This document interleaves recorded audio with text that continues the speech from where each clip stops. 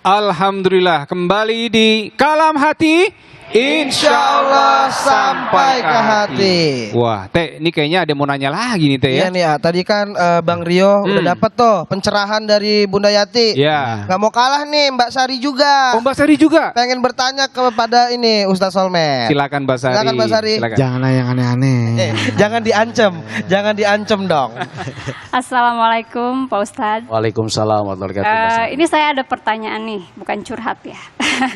Jadi apa hukumnya kalau penghasilan istri itu jauh lebih besar dari penghasilan suami?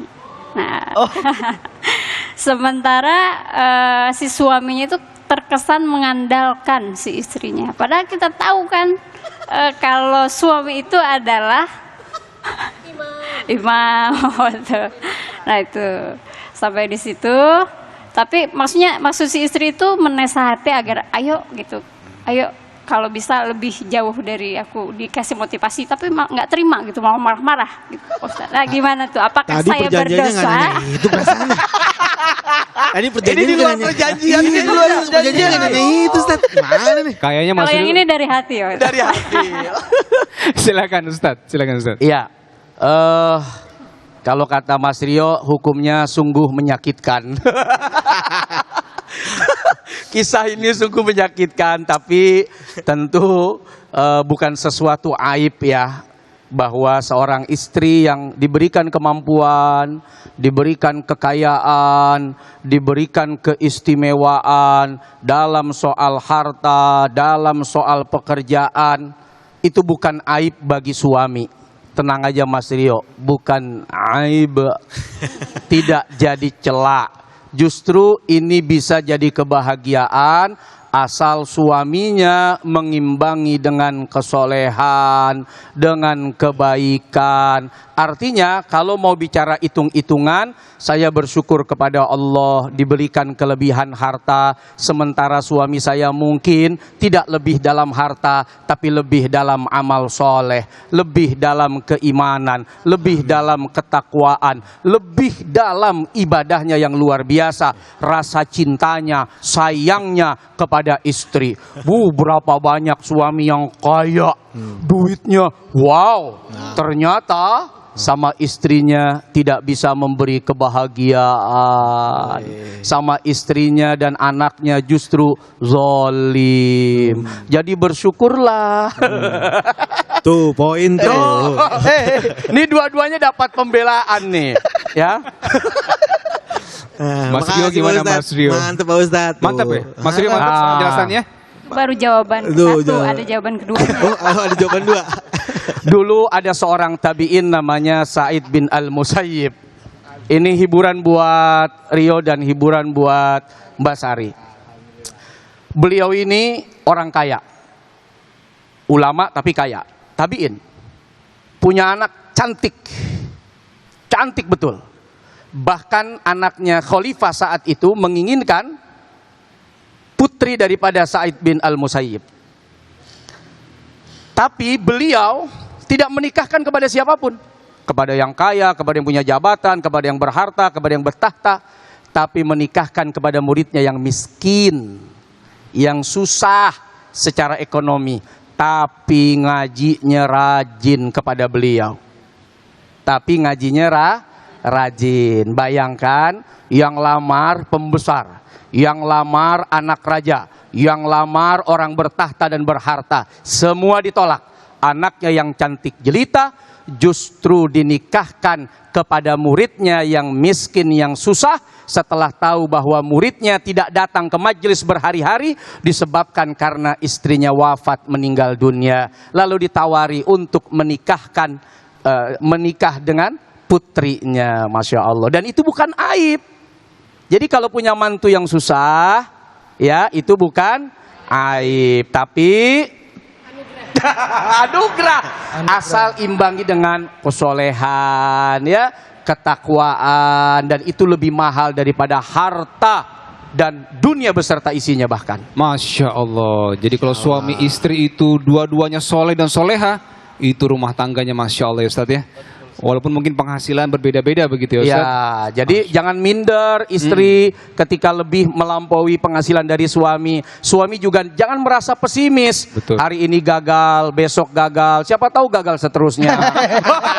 Tapi tetap sabar. Berhasil pada akhirnya. Jangan putus asa. Tapi Bang Rio ini soleh juga kok, dia sering sholat. Ustaz. Iya, sholat tapi mau wajib. enggak, tapi pas kompetisi doang. Berharap doanya biar menang. Ate suka jujur. Ate bener-bener dah. Tambahin itu bayarannya. Kalau enggak keluar mulut tuh dari mulutnya. Oke, Ate siapa lagi yang mau bertanya Teh? Ini ada dari Kuningan. Oh, dari Ada Kuningan, silakan Ibu. Ibu Titi Indriani, silakan. Ibu Titi, silakan Bu. Iya, terima kasih. Assalamualaikum warahmatullahi taala wabarakatuh. Mohon izin, saya Ibu Titi Indriani dari Majelis Taklim Rodotul Ummahat Kuningan. Mohon izin mau bertanya sama Ustazah Yati. Bunda, bukan sekarang lagi, mungkin ya dari dulu sudah sering terdengar bahwa antara di mertua dengan menantu itu sering terjadi percekcokan. Nah, mohon izin saya mau bertanya sama Bunda, bagaimana menyikapinya kalau seandainya terjadi antara mertua, misalnya mertuanya galak ya, atau menantu yang tidak disukai mertua. Mohon izin, barangkali saya punya anak perempuan ya, jangan sampai terjadi sama anak saya.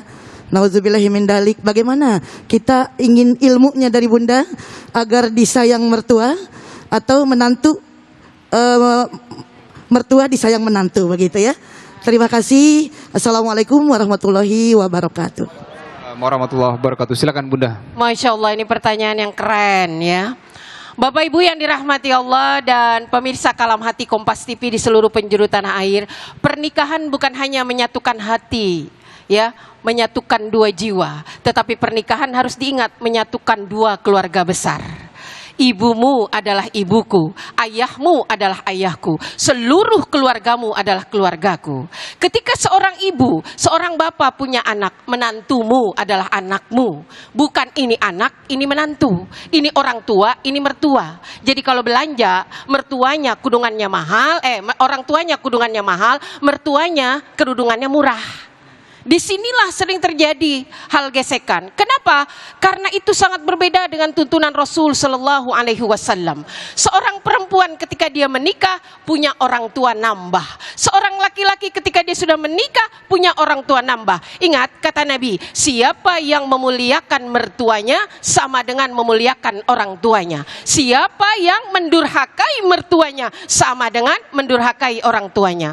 Kalau ada menantu yang tidak dirindukan, ya, orang tua maunya yang ini, dia pilih yang ono, jalan si jalan, tapi mertua sejak akad sampai pindah rumah cemberut terus. Emang enak mantu dicemberutin? Kalau sudah menjadi pilihan anak, tuntun supaya menjadi menantu yang baik.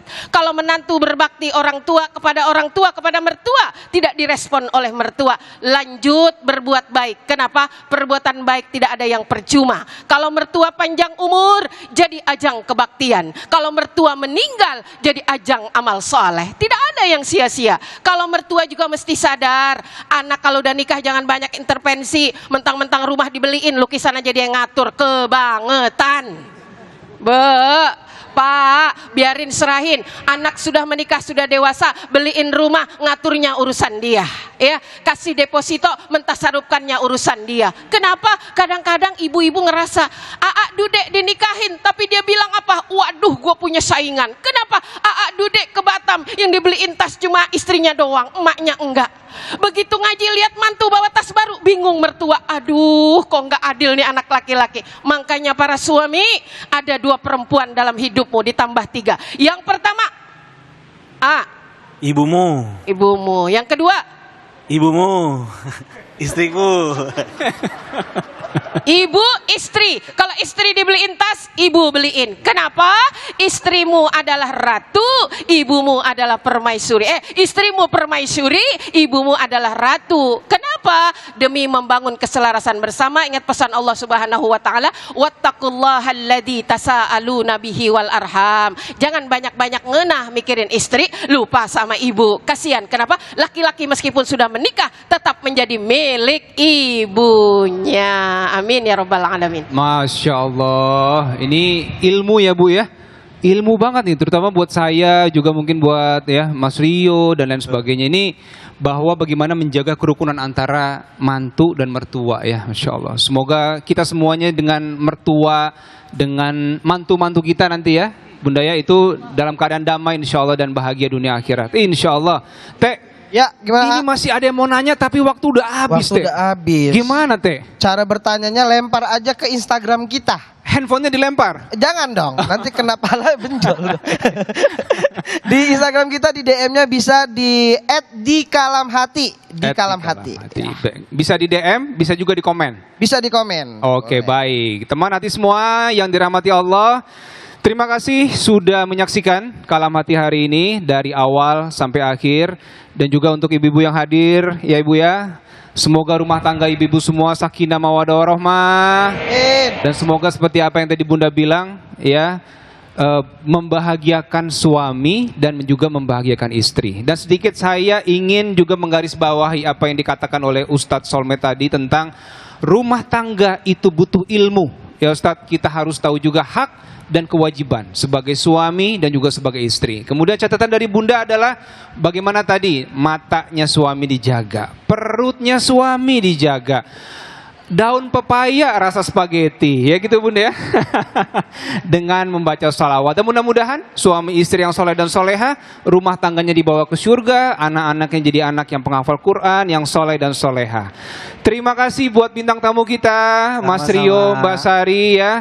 Mudah-mudahan bahagia terus, sakinah mawaddah warahmah, istiqomah dalam kebaikan insyaallah. Terima kasih Ustaz Solmed atas ilmunya, Bunda terima kasih atas ilmunya, Ate juga semoga cepat menemukan tadi Amin. calon pengantennya ya. Amin. Insya Allah ya Bu, doain teman kita ini Bu ya. Kasih. Mudah-mudahan cepat menikah dengan yang soleha, amin ya rabbal alamin. Baik teman hati semua, jangan lupa saksikan terus Kalam Hati setiap hari Minggu jam 3 sore hanya di Kompas TV. Tetap di Kalam Hati, insya Allah sampai ke hati. Dan sebelum kita pamit, kita akan mendengarkan doa yang akan disampaikan oleh Ustadz Solmed. Silakan Ustadz. Bismillahirrahmanirrahim. Alhamdulillahirabbil alamin. Assalatu wassalamu ala nabiyina Muhammadin sallallahu alaihi wasallam. Ya Allah, ya Tuhan kami, persatukan hati kami dalam kebaikan, dalam cinta dan kasih sayang. Jauhkan dari benci, dari dendam, dari hasad, iri dan dengki. Ya Allah, ya Tuhan kami, jadikan keluarga kami keluarga yang bahagia dunia akhirat. Sakinah mawaddah warahmah. Di dunia kami bersama, di surga kami kumpul bersama lagi. Ya Allah, ya Tuhan kami yang maha baik, jadikan anak-anak kami anak-anak yang solihin dan solihat, yang senantiasa bertakwa kepadamu, cinta pada Rasulmu, dan berbakti kepada kami kedua orang tuanya. Rabbana hab lana min azwajina wa dzurriyyatina qurrata a'yun waj'alna lil muttaqina imama. Rabbana atina fid dunya hasanah wa fil akhirati hasanah wa qina adzabannar. Wa sallallahu ala sayyidina Muhammad walhamdulillahi rabbil alamin.